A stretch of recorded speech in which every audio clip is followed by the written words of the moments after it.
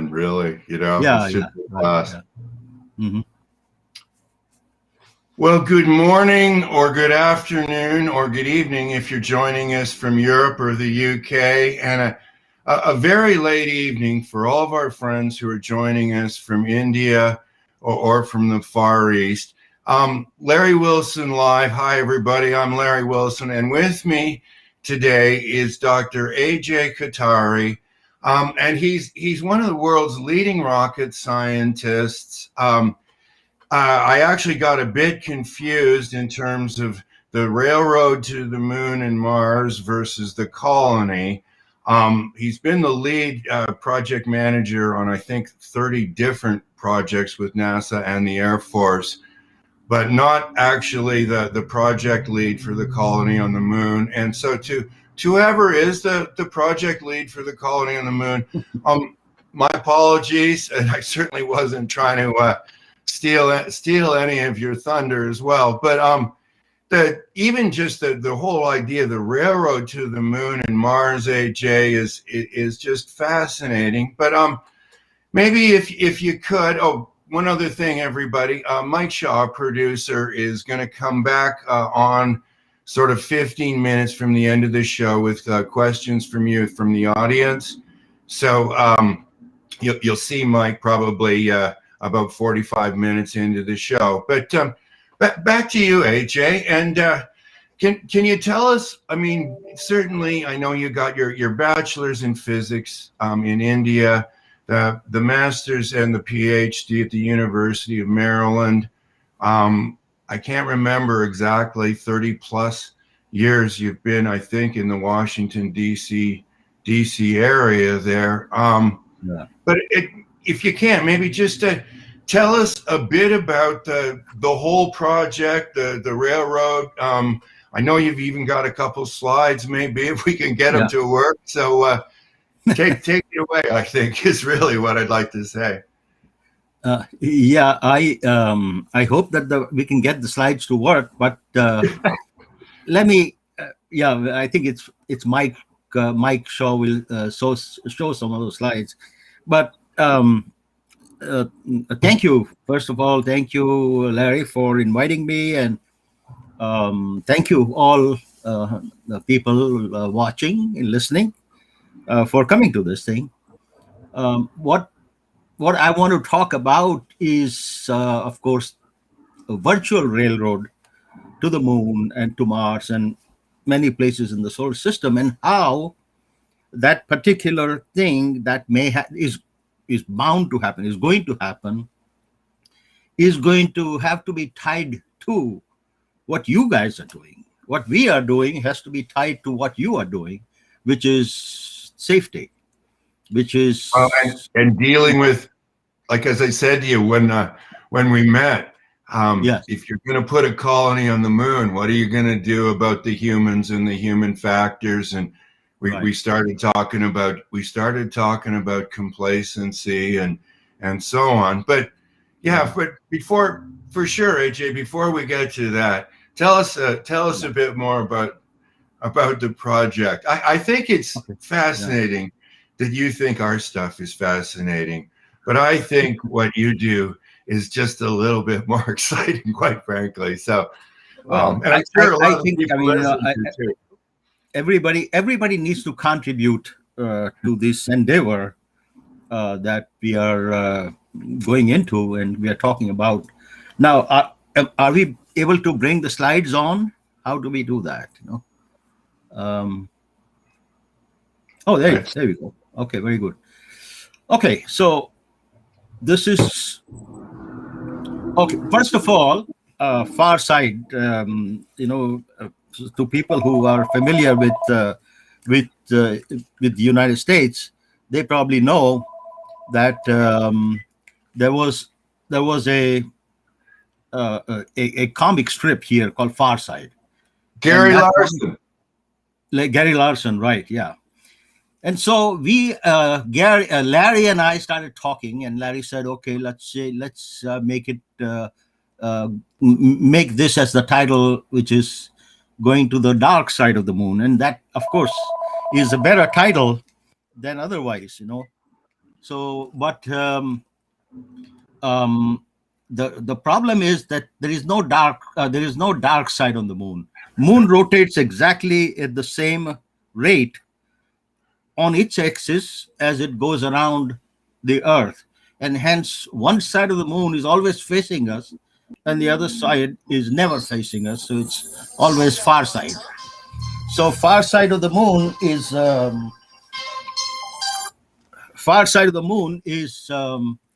what we have here. And so far, so we decided that okay, we'll go with the far side of the moon here. And so Larry and I decided that we'll name it as going to the far side of the moon. Now, what's happening these days um, in at NASA and Air Force, and, well, NASA mostly, and the space development in this country is that there is a lot of interest now. About a year ago or so, about 2 years ago, they confirmed that there is a lot of water on the moon. And a lot of water means it's, as you know, it's H2O, and so it's in the form of water and ice. And so then that can become a something for life sustainment on the moon or elsewhere, and also to create propellant. The propellants are hydrogen and liquid hydrogen and liquid oxygen, and H2O is made up of those two things. So we can create propellants, which is what we normally use for rockets. Now, this makes moon extremely attractive. Now, moon has much less gravity than Earth, and when we talk about going to the outer planets or other places or even low Earth orbit, we have to fight this gravity to get out and to have a certain velocity to be able to escape and go somewhere. For moon, it's much smaller. It's like 1/6 as of 1/5, 1/6 or that of Earth. So from moon, if we were to go somewhere, we would be able to go at much less expense of propellant, etc. And the propellant is there on the moon. So that makes it very attractive to all the countries, United States and China, Russia, India, all of those places. It becomes very, very interesting and exciting. But if you want to get those water, ice, and all that, you'll have to mine them. You will have to excavate them. What does that mean? That means you will need people. That means we'll need to do things there, a lot of things there, and we'll have to do things safely. And so that's where you come in. You all come in. And so, so this is why. The water is also really important because obviously Yeah. we need to be able to drink water. It's also yes, heavy. right, yes. So if you have to get the water to the moon, that by itself almost becomes a showstopper in terms of Right. the number of people and so on. But That's right. if Yeah. you can get water there, what about the air part and the breathing Yeah. part? Like, So so as you know, water is made, as I said, H2O, and the O part there becomes the oxygen, and so that becomes a breathable thing for breathing also. So all in all, to create water, to drink water, drinking water, and to create the oxygen, breathable oxygen, and to create propellant. For all of those things, this discovery, which was confirmed about 2 years ago or so by some scientists, is really a huge paradigm shifting deal. And I just realized that right now. At least that's almost exactly what I thought for myself. Going, when I heard that they said they found water on the moon, and I think I even heard something about that on Mars too, and I was like, well, sorry. I don't. I mean, I didn't get. I just didn't get the significance of it until you just said it, and I went, "Oh, for heaven's sakes! Yeah, if you don't have water, it just makes, pardon the pun, life really difficult, right?" Right. Yeah. Yeah, So yeah. carry on, AJ. So Yeah. you found the water, and the Yeah. water gives you propellant. It also gives you potentially the ability to get some oxygen back. Can you recycle the oxygen from what the people are breathing? Like, can you then kind of separate out the carbon dioxide and stuff and Yeah. turn it back into breathable air for the people? Is that also a doable thing up there? That's also a doable thing. Of course, it'll require things that we'll have to do, but you just touched upon something interesting, which is plants and flowers. I mean, not so much flowers, but plants and trees, which I love, and I'm sure you all love. That we'll probably have to have on greenhouses on the moon, at some point in time. I see. Right. Okay. Excellent. Yes. So it's just like for the next step. So here is what really has inspired me to do these things. Um, now, if you look at the history of the Earth, just the Earth, of last 1 billion years, there have been like four or five mass extinction events, like Permian, Cambrian, Jurassic, all those things, where 70 to 95% of the species that was existing on Earth was wiped out. Every time, every time new species were created and the life cycle continued, and as you know, human beings came into being maybe a couple of million years ago or something like that. What really is surprising to me, amazing to me, is that of these billions of species that were created here on Earth, not one of them ever thought about clothing themselves, wearing clothes. Not one species, except human beings. To me, this means that we have been given either been given or we have a certain responsibility to to the life forms on Earth. Then there is something else, which is called a Drake equation. And I don't want to, get too much into nerdy details about Drake equation. But a Drake equation sort of says how many planets or how many solar systems, or how many actually life-sustaining planets would be there in the entire universe, which is made up of billions of galaxies and, of course, millions of stars in our galaxy. So the Drake equation sort of says what percentage of all of these things, and you can Google Drake equation and you will find it. What percentage or how many millions of such planets can exist? So, and that number turns out to be millions and millions. Now, there is a very famous physicist called Enrico Fermi. In Chicago, he had his own lab and stuff, and they were all he and Taylor and other people were going for lunch somewhere, and they were discussing these things, and Fermi said, if so many millions of species can be there in the entire universe, how come no one has visited us? How come we don't see anybody? So that paradox is called Fermi's paradox.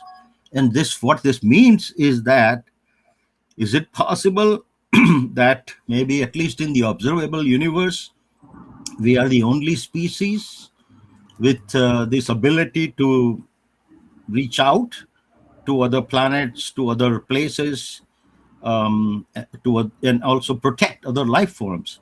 This gives us a huge, tremendous responsibility, as you can well imagine. Well, And I think a lot of us listening going, we're not exactly killing it. Well, we are killing it in terms of our responsibility right now, right, as opposed to what you're suggesting, which is, we should be more, if you will, regarding ourselves as the stewards of the life forms on the right, planet versus, if you will, the executioners ourselves. But that, right, that there is sort of a responsibility to to carry on, right? And to Yeah, that. exactly. That's what I'm leading to, which is that the carry on means we need to keep the evolution going now in third dimension, which is space. Well, So we I'm need not to, sure. I think that's a bit of a paradigm shift for a lot of people too, AJ. yeah, Really, that right. there's like when you But I think say, more well, you know important this than better than me, but when you say to yeah, we're going to the moon, there's probably, I don't know what the percentage of people would be that would say, well, who cares? Why bother? Why go? Whatever. And I think what you yeah, just said kind of shed, well, for me anyhow, a little more insight into it. yeah. So I think that this makes it makes it useful. But my real point now is that this means that all human beings, all life forms, I mean, all human beings, which involves artists, which involves scientists, which involves safety experts, which involves thinkers, philosophers, all of them need to contribute and continue to contribute towards this. So this is why this becomes important. This is why space becomes important. And this is why moon as the first step also becomes important. And so with that background, let me go back to, and very fast, I'm going to go through the slides. So Mike, if you can show the slides again. And as you can see here, we have moon and earth on the right bottom corner. In the center, we have the upper stage of SpaceX, Starship. And on the left, we have Falcon Heavy. Let's go to the next slide, please.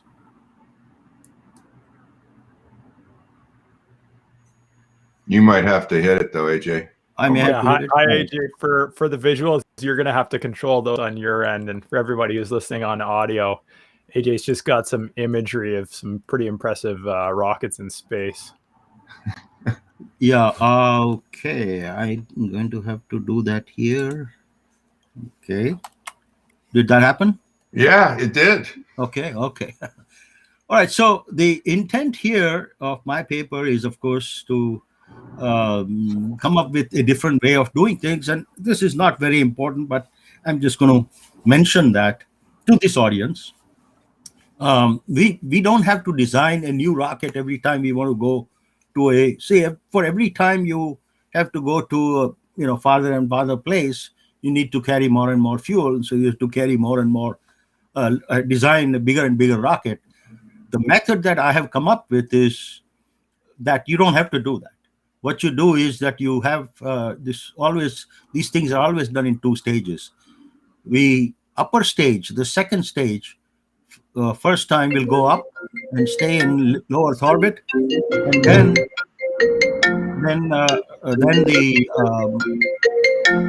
the upper stage the second flight will take place, and its upper stage will go and combine with the upper stage, which is in the Leo low Earth orbit. And then like that, if you do a couple of flights, you are able to increase your propellant fraction.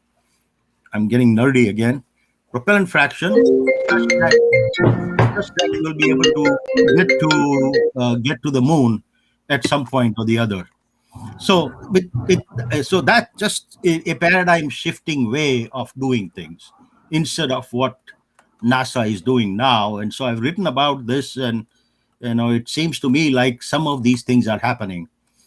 This next slide is, of course, the amount of energy that will be required. As you can see, there is Moon and Neptune and Uranus and Saturn and all of those places. So these are all calculations that have been done.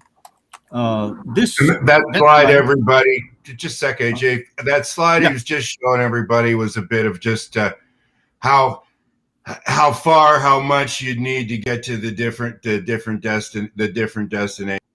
Different destination. There is in each color bar. Listen, AJ, we just got to try to at least bring them along. Okay. There is a number written in each color bar, and that number is sort of equivalent to the amount of energy required. you don't have to read it, but it's all, it tells you that it requires much more energy for Neptune and Uranus and Saturn than to the moon. Moon is the closest one that we have, and it's much easier to get to, and it's right there. It's only 3 days away. And so what I'm saying is that we can do this thing with SpaceX, Falcon Heavy, and Falcon 9, and we can do that with also their Starship. That is the new vehicle that they are building right now and doing experiments with this new vehicle, which is all the way to the right here. And so it's as you can see here, the others are smaller than this one that they are building. It's huge. I don't think it needs to be that huge, but that's what they have decided to do. And if they had used the method that I'm outlining, they could have probably done that with half the size. Anyway, it's pretty big, and so it becomes a little bit unwieldy and dangerous. Also, it has failed in four flights out of the five, and fifth one was successful last week. These are the different starships that they have built. For going to the moon is slightly different. For going to Mars is slightly different. Those kinds of things. And here is another one on the moon, and a can cut away of the starship with people, riding inside, and this thing has landed on the moon. There is also the thing that they're going to take a flight all the way to the moon and around and come back. It's called Dear Moon Project, and let's see, Dear Moon Project, and that's to be taking off approximately in 2023. So that's sort of the background here, and this is another background. Also, there is something that Bezos, the head of Amazon, is doing with this sort of a method again, and these are his things. Finally, once we get to the moon, this is right in the beginning where we'll be having this kind of first habitat on the moon like this, which is being built here by 3D printing, and it'll be covering with the regolith on the moon will be covering it. As you can see, the sizes are approximately correct. Then later on, as we progress more and more, how do you tell us a bit about the 3D the 3D printing? Is it a fairly big 3D printer, or does it just make things that eventually get assembled together like glorified Lego bricks to put all of this together, AJ?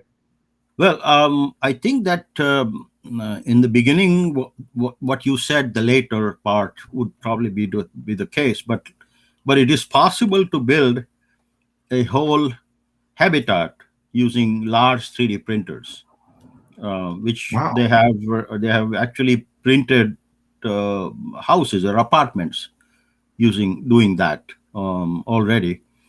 But my point is that instead of doing that, you can also use the tanks that you will be taking to the moon surface for this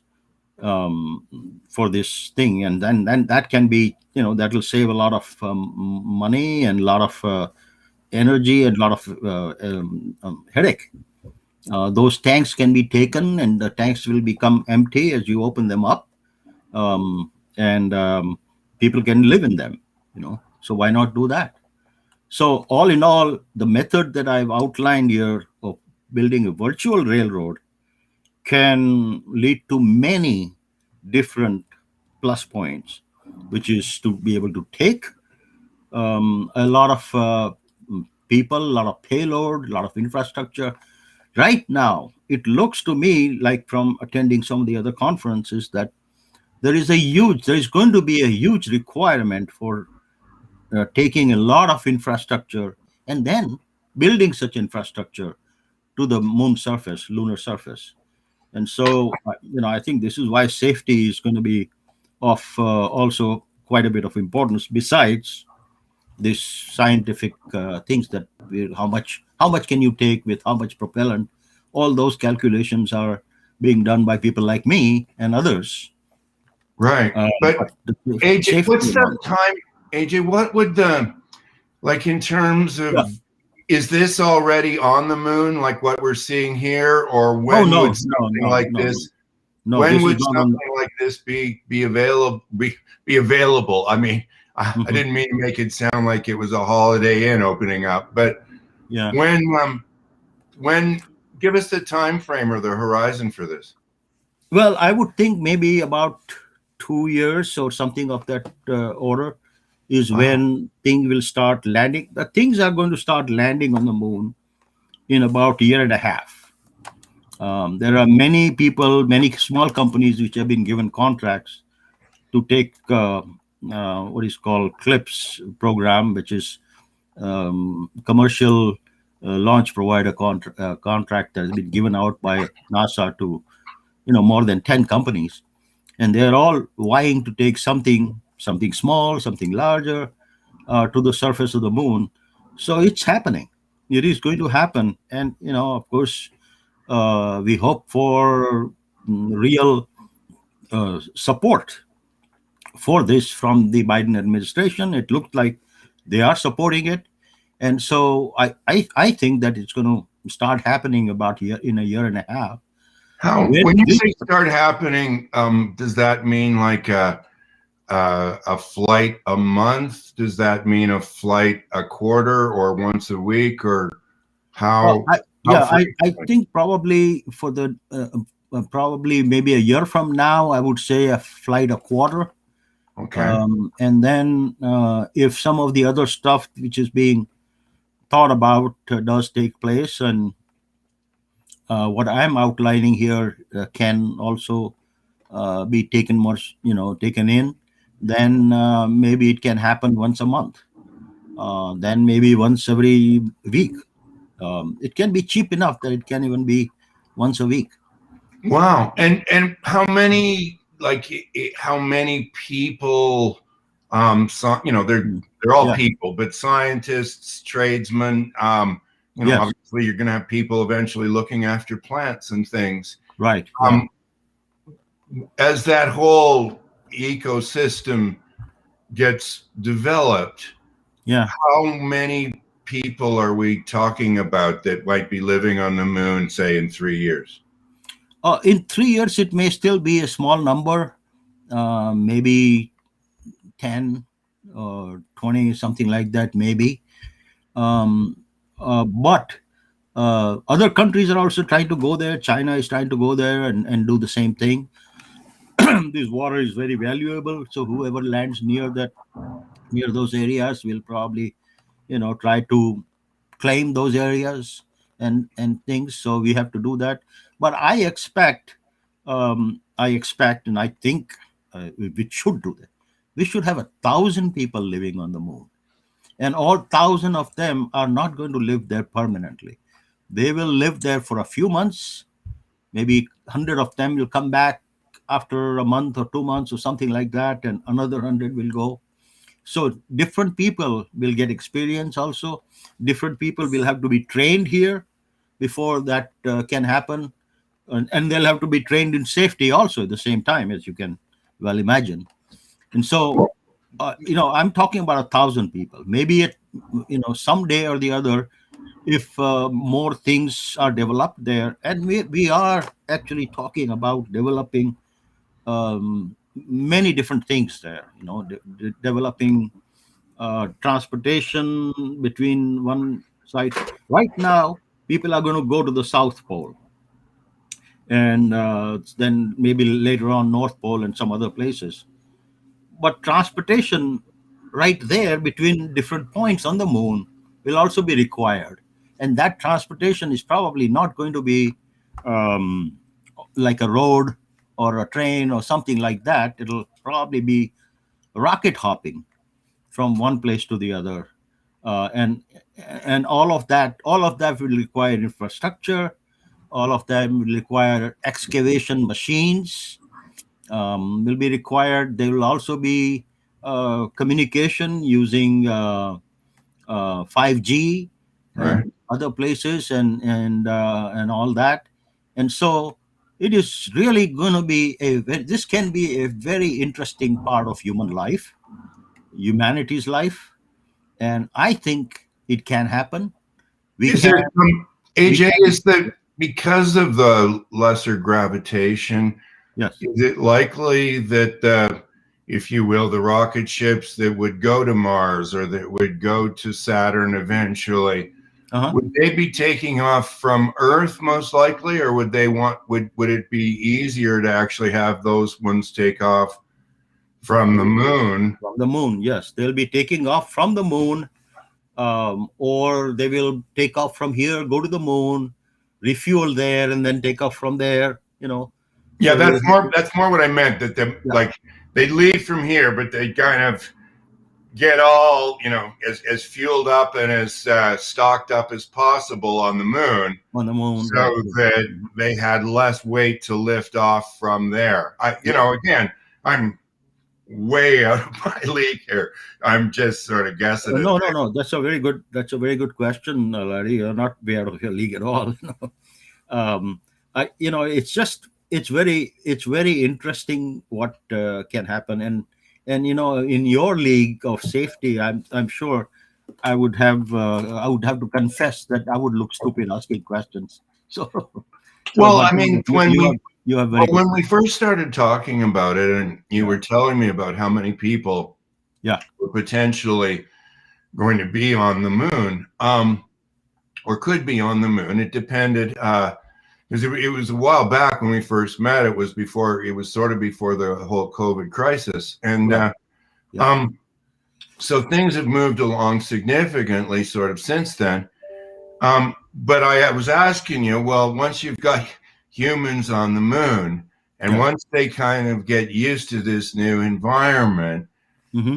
what are you going to do about complacency? Because my experience with aerospace and with speaking at aviation conferences Hmm.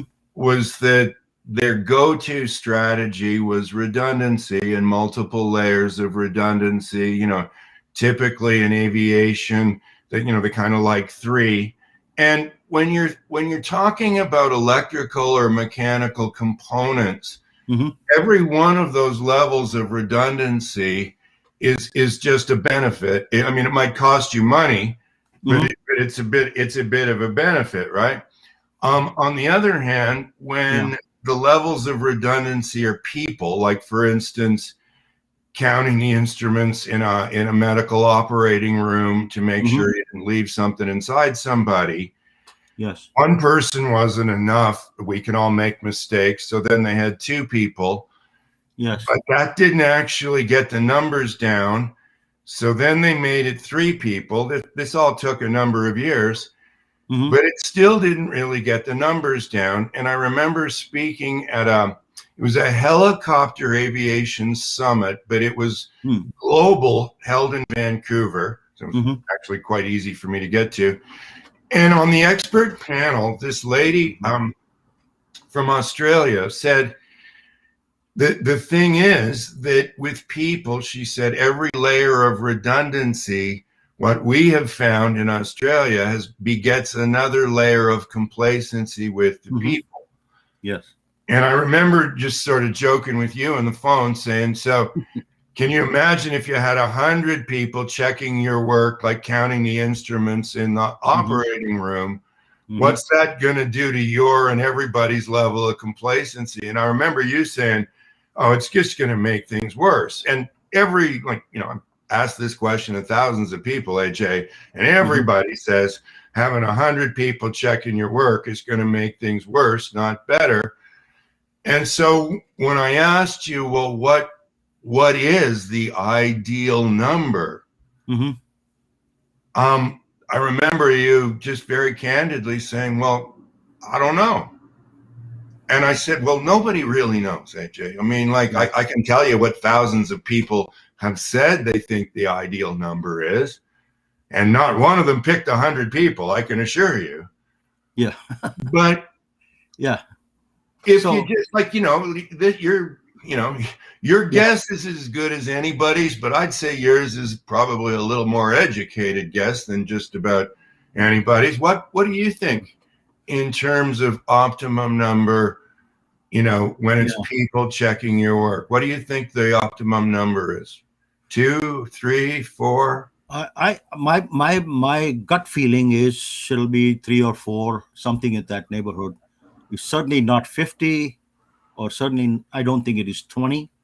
It's obviously not 100. That's just too many cooks spoil the broth situation. Well, yeah, and it's if you can imagine being the 100th person, you're now looking for a needle in 100 haystacks, figuratively speaking. Mm-hmm. You're not expecting to ever find one. So if you ever did, you'd probably have to poke yourself with it before you noticed it, if you know what I mean. You also feel like, hey, 99 people before me have already checked things, and it's been being checked for last 50 people and stuff. So if I go to sleep, if I'm complacent, it's all right. Yeah. Mike, do you have any more slides that you wanted to show there, AJ? Yeah, so the one right now, which is it's on human factors and human error. So as you are much more familiar with this, but as you know, that this is individual error and individual things in the blue wheels, and organizational expectations in the black wheels. And the systems obviously System as well, level, right? Yeah, right? system level, right? Is this human factor or a human error? That's the question, I guess. And it was a very important thing that you brought up, which is that that human error. If you make this or point fingers at people, it'll just not go off too well. Well, it also ends up with what you end up with is a phenomenal amount of paperwork in a cover your CYA exercise. Yeah, right. Yeah. Because you'll be trying to prove that you were duly diligent, and without any kind of documentation, that's difficult. And so now you've got the burden or the inefficiency of all of this additional documentation versus applying the appropriate amount of effort to preventing it in the first place, right? Which is what I was saying, is that you can't actually solve human error with multiple layers of redundancy, but again, you can significantly minimize it, even though there's no hard and fast rule for exactly how many people checking your work that is. I know working with some folks that make rocket fuel and stuff like that, they were saying that the level, I think six layers of redundancy, but again, little things like I was mentioning to you on the phone, like the taper, it's a 1% taper, but if it's going the wrong way, it means you can't get the rocket fuel out of the mold, right? So the idea that the people will make mistakes and that you can catch a lot of them with redundancy is great. Obviously, if you can make it impossible to make the mistake in the first place, the way they sort of change the size of the jacks in the operating room so that the anesthesiologist couldn't put the wrong one in the wrong thing because it wouldn't fit.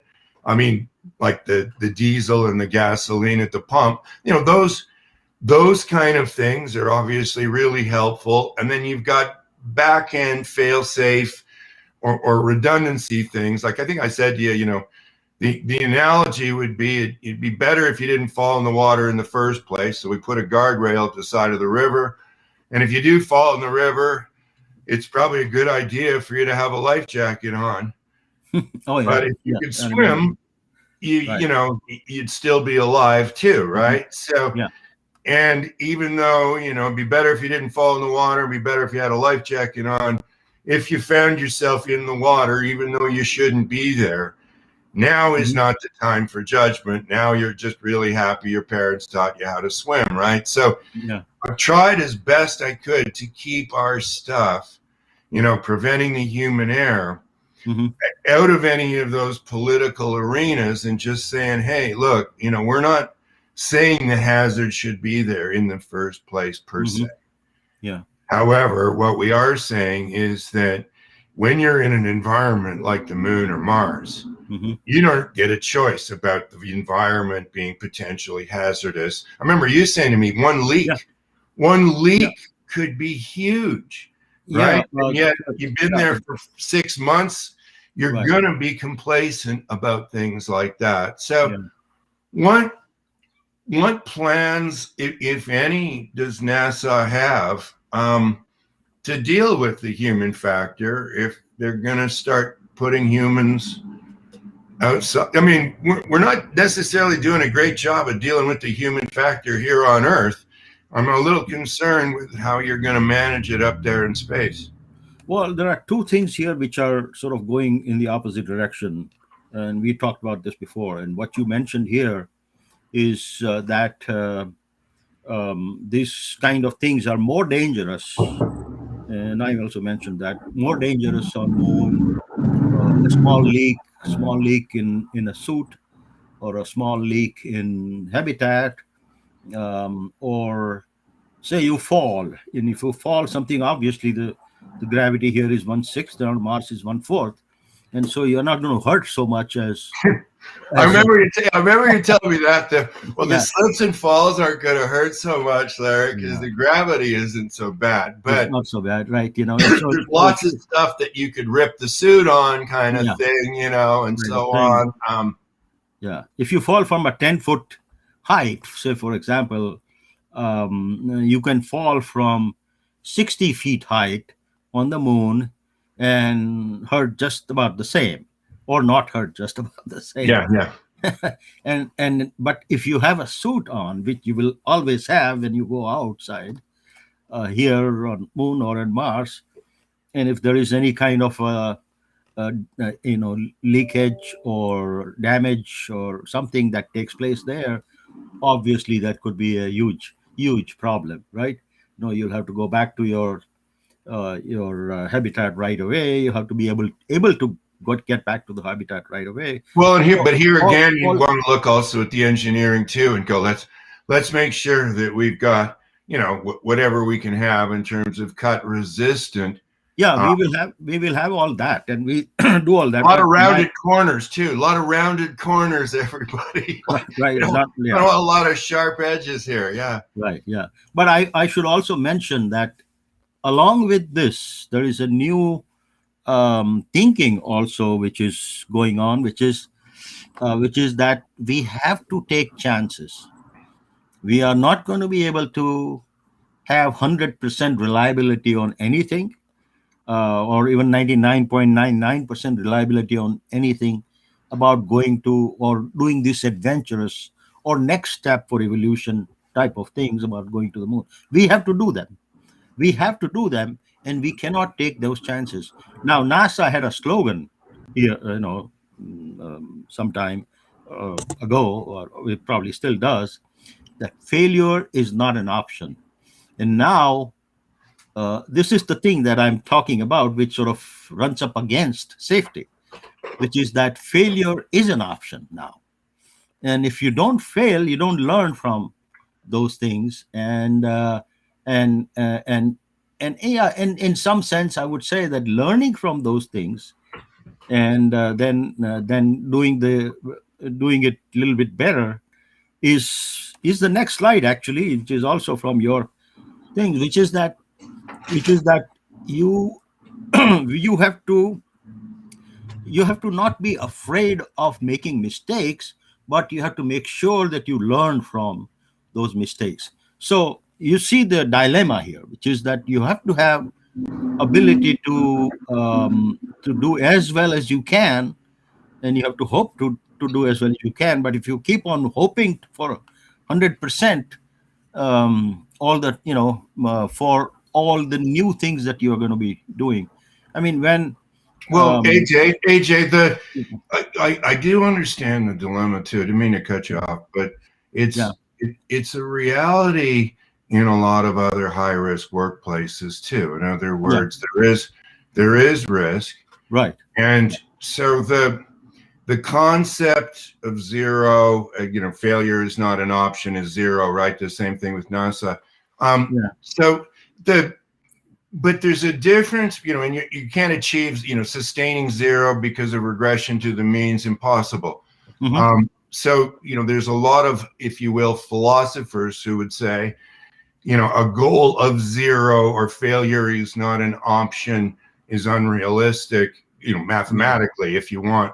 But the idea of adopting a zero harm mindset, yeah, even though there's an acknowledgement that this isn't sustainable over a long period of time, nevertheless, doesn't negate you striving for it, or to have a sense. Now, this one's a heavy plane to float, a sense of chronic unease, so that complacency doesn't get the better of you. It's a little difficult to go around living paranoid because you've got systems in your brain, like, your reticular activation system, that'll counteract all that. But you can do things to bring your mind back to the risk, and back onto it, your level of complacency, asking people, like I was saying to you on the plane, you can get them to rate their state, how much rushing, how much frustration, how much fatigue,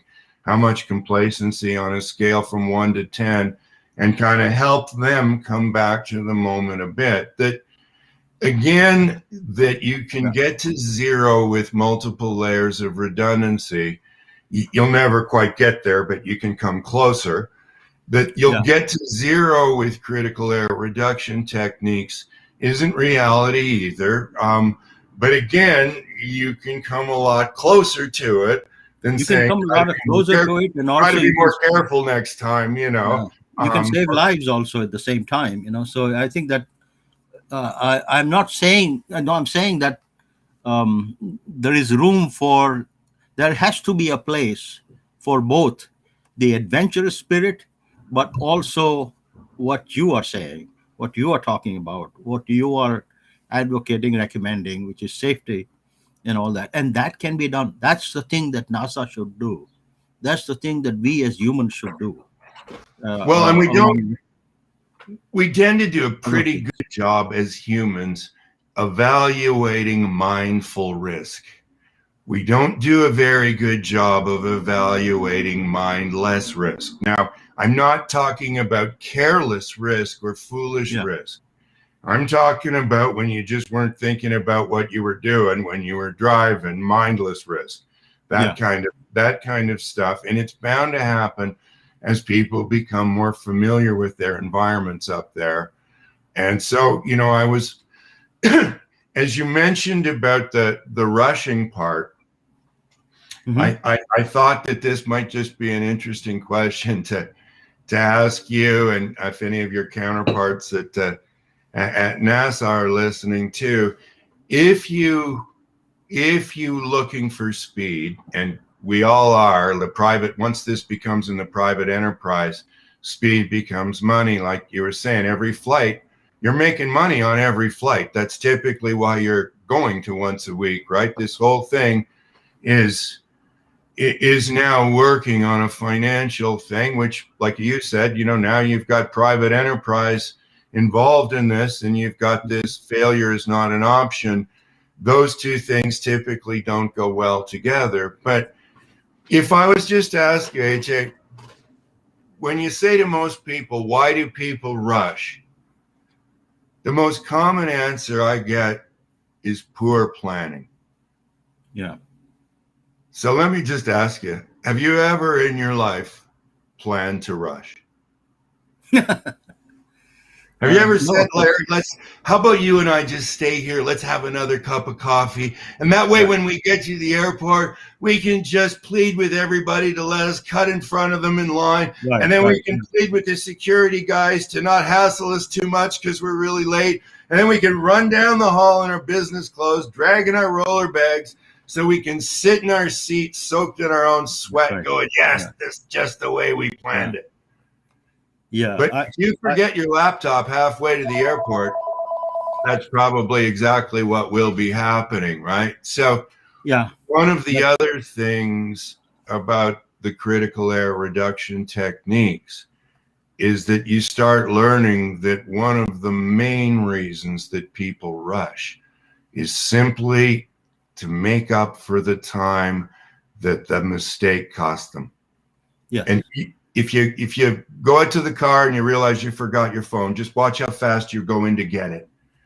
And even if you're not in a rush, you'll almost be running into the house to get your phone because you're a little ticked off that, you forgot it and you wasted some time, right? So getting the people there to understand, if you will, how all of the gears work so they can give themselves a fighting chance, I think is going to also be a real help as well, too, in terms of dealing with the rushing and the pressure, but not, if you will, going down a tangent like poor planning that isn't really very much a part of it. People do know how to plan, and rarely do they ever plan to rush. But when people make mistakes and things get behind schedule, the inclination to rush now, especially if it's your mistake and you're going to be held responsible for it, the inclination to rush is huge. So anyhow, AJ, I don't know whether or not, Mike, you can any more slides, or I can get him to take the slides off and we can potentially start with some questions from the audience if there are any, Mike. Yeah, I think that there are no more slides. I have a feeling that there might be one, but that's all right. Let's just go with it now. Okay. Okay. The conversation's been fascinating. Everybody in the chat is kind of campaigning that we shouldn't just take human factors to the far side of the moon. We should take Larry Wilson to the far side of the moon so he can start an intergalactic safe start legacy. But no, I thought they just try to get rid of me, are they? I mean, I'd like to. I need to maybe see some of the names of that chat line. Yeah. Yeah. No, I think we should take you there, and actually there is going to be. I was just told yesterday that SpaceX is planning to take more flights to the moon and stuff. And so, Larry, there really is a chance for you and me both, and I hope we'll come back, Well, I actually, I'm, I'd love to, AJ, like when you said, I don't see love on your face, so it's all right. No. Now well, thanks so much. And I mean, AJ did offer, like back before COVID, there was going to be an aerospace conference in the Middle East. I think it was in Dubai, and we're going to try to go speak at it, but like so many things, kind of put on hold.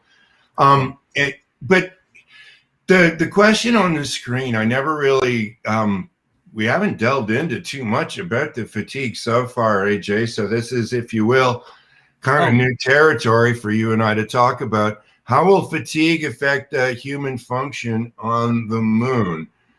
And this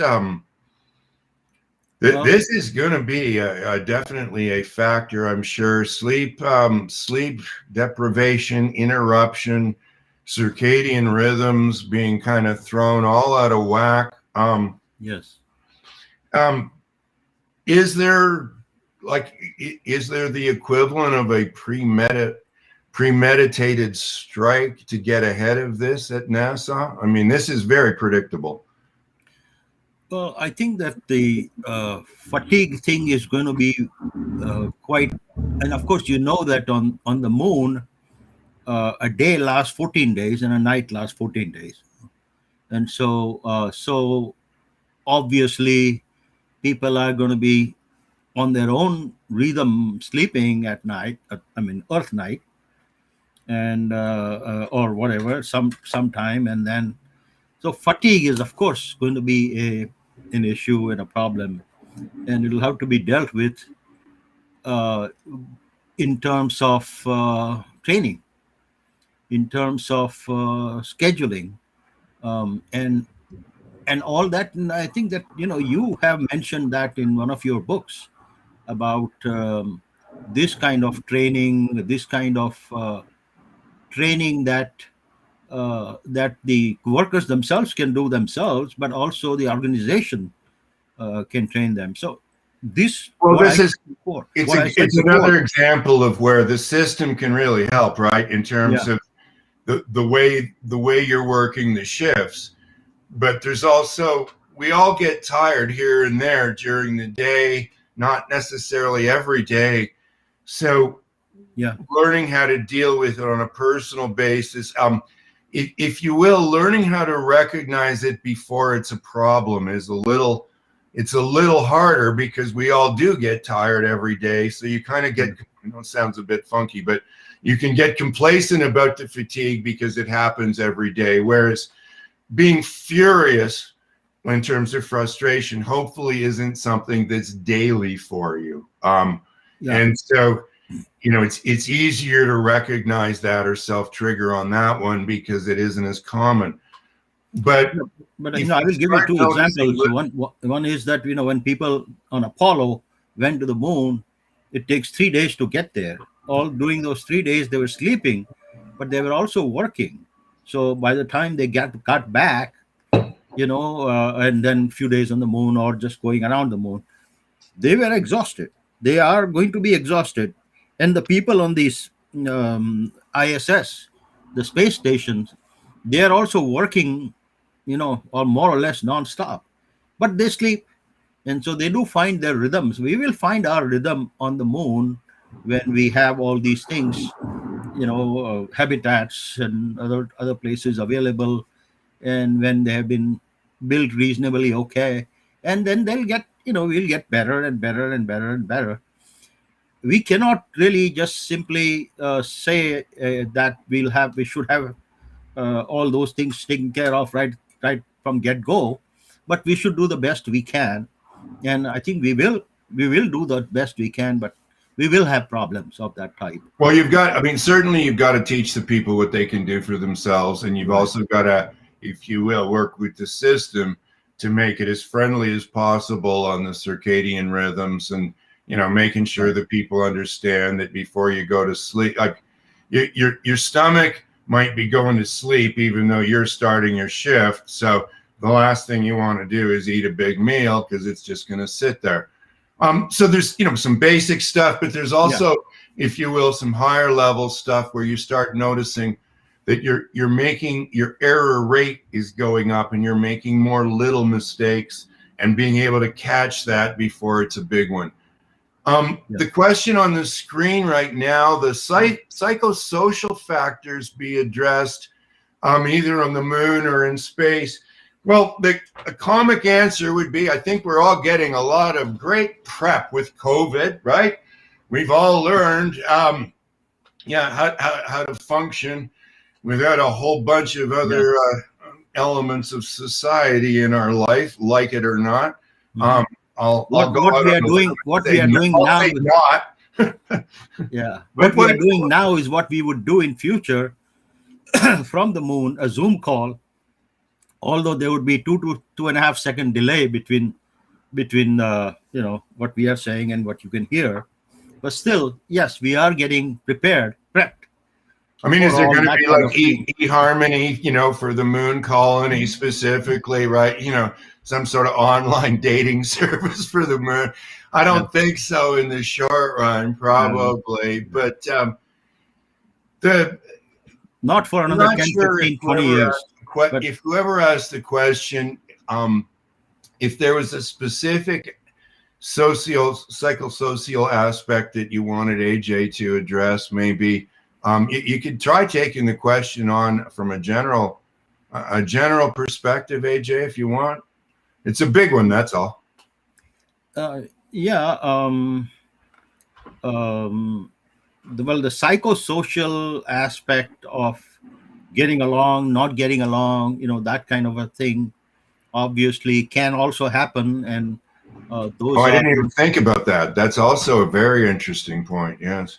Yeah, uh, getting Murder angry on with. the moon is not what we want, Yeah, obviously, right? yeah, It's not going to. getting angry with each other, or thinking like you want to break things or something like that could be very dangerous there, obviously, right? Would there be any kind of screening at all that we would try to, if somebody was going to be going to something like the moon? I mean, I know you were trying to go, AJ, and you were worried that they might not let you go because of your age, and you were saying, well, maybe I could lie about my age, and I'm saying, I'm pretty sure they at least have to see your driver's license. Yeah, I think we talked about that, but that was after the fact. But that was already I had made a mistake there about that. Anyway, as far as all those training and all that is concerned, people who will go and work there, the workers, they'll go from here to live there for 2-3 months, would also have to have couple of months worth of training here on Earth before they'll go there. And I'm sure that all of these aspects, psychosocial aspects and all that will be discussed ahead of time with them too. But, it's very interesting that all these things will be required. And that's the name of the game. When we went to the West, when Lewis and Clark expeditions took place, and then people went to the West and all that, there was no training of this type that they took, but they went there and they still succeeded and all that. But now that we have learned so much as humanity, and we know so much more, and we have so many more possible avenues and theories available to us, we should take advantage of that. And that is why I think that training and safety and no slip-ups, and that slide that I was showing about doing that. On the moon there are obviously craters, a lot of craters, because the moon doesn't have any atmosphere, so even a small asteroid or meteor that comes and hits it does not burn up in the air, and it hits it at full velocity, very high velocity. And so so there are lots of craters like that. And actually the far side of the moon has a lot more crater, because that's always away from the Earth. Earth is shielding some of these projectiles coming towards the moon on the near side, but not on the far side. So on the far side there are more pot marks, smallpox pot marks, and people can fall into them. It's small ones, people can fall into them. The slip-up slide that I showed earlier, you have to watch out for that. And then there are also lava tubes on the moon. What happened was that when a lot of lava was going out from the moon towards the surface, it sort of went under in the tube and then came out somewhere. And as it came out, and then it became colder and cooler and all that, and so inside it has created tubes. Those tubes are sometimes a meter, 1 kilometer wide, a couple of kilometers wide, and sometimes a few meters wide. And then they have a way that they go out to the surface of the moon. You can fall into them. So you have to watch out for all those. You have to watch out for how you're going to walk in those, because those lava tubes are places for you to live in also, because they are shielding you from radiation on the moon. So there are a lot of things that you have to consider, and all of these things. If you had to guess, AJ, when do you think somebody is going to be born on the moon? Born on the moon will probably take quite a long time. You'll have hospitals and all those kinds of things. Maybe 50 years. Oh, okay, all right. So not in the next 5 to 10 years or something like that. So no. I doubt it. I think that maybe when people start to live there longer, and there's dating apps and all those kinds of things. No, I guess I just I'm not sure I'd want to be the first person born on the moon either. And people go, well, I knew there was something a bit odd about you anyhow. Yeah. AJ, I don't know, Mike, if there are any more questions. I know we're past the hour, so we should probably wrap this up. Mike, were there any more questions that we could answer quickly? There are a couple more. One was about reduced bone density. And even if I would assume that even if there was 1/6 the gravity, if you had lower bone density, you'd be more susceptible to a broken bone or an injury, even if it was if the fall was, the impact was reduced by the gravity. But I wonder if that's something that's been considered. Yeah, well, actually, the people have lived on the International Space Station for 6 months or more, also, and yeah, sure, and there, of course, the gravity is zero. On the moon, there is at least some gravity, and Right. so, I'm not suggesting that people should go and live there for a year at a time, only a couple of months at a time, and then come back. And it's just so much cheaper now with the SpaceX and all those things that they are doing, that we can do that. I mean, imagine, flights taking off every few weeks or something to go to the moon, 50 people going to the moon, another 50 coming back. I mean, it's just so wild and interesting thing. And then, people are living there for 2 months at a time. It really, it's not going to have much of an impact on their bone density. Right. Of course, they'll also be, doing work there and exercising, some sense and all that. Yeah, it's not like they're going there for 30 years or something like that. Probably not even for a year. Right. Maybe later on for a year, but The last question was sort of around the target zero concept, and I think we sort of answered it, that it's not about zero failures. There will be failures. It's part of the progress process for humankind. But when we're talking about failure and reducing it or trying to get it to zero, I think you mentioned it, but some of it was just process engineering. But then when you mix in behavior and emotions, I think that's what the crux of this conversation is all about. But is it something that we should aim for, zero, or do you think it's just something we should be prepared for? I don't think we should aim for zero. I think we should aim for smaller number, as small as we can, but not necessarily zero. But that doesn't mean that we should not have training. We should not be cognizant. We should not be aware of all these things, and we should not train people to be aware of all these things. I think you've got a zero mindset, but a realistic expectation, especially with all those scientists. They're all going to know about regression to the mean. They're going to know it's an impossible goal to sustain. Right. But they're also, I think, we can all appreciate that saying our goal is only 2 fatalities this year. We want a 40% reduction. And even if you hit the goal, I don't know about you, I don't feel like celebrating, right? We only had 2 fatalities. So it's the idea that you can develop a zero harm mindset, even though you can't achieve zero on a sustainable basis, is actually achievable.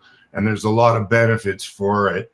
So, that was one of the shows we did, the expert panels all around the world was, on zero harm, yes or no. But the idea that you can have that mindset, I think, is certainly beneficial. I don't know if there's any more questions, Mike, but we've really got to wrap this up. So thank you very much, everybody, for the questions and for tuning in. Let me just say one thing. The zero for Earth, the things that we do on Earth, of course, is something that we aim for, and we should try to get to. For these new moon things, the difficulties are more, and so zero is something we should aim for, but expect less than that, more than that, obviously. But we should, with time, we should try to aim for zero there too. So it's it's a game that we have to play with pluses and minuses, but we should not let something just stop us from doing things that we need to do as humanity. At the same time, we should also take care of all the systems, all the people, and all the missions that we plan to do, because that's also optimizing. So, in other words, we need to optimize, and whichever way we can optimize the effect and the benefit and the time, the best is what we should do, which includes some expectations of less than zero, or not less than zero, but greater than zero, but at the same time, still trying to get to zero with time, a year from now, 2 years from now, 3 years from now, 10 years from now.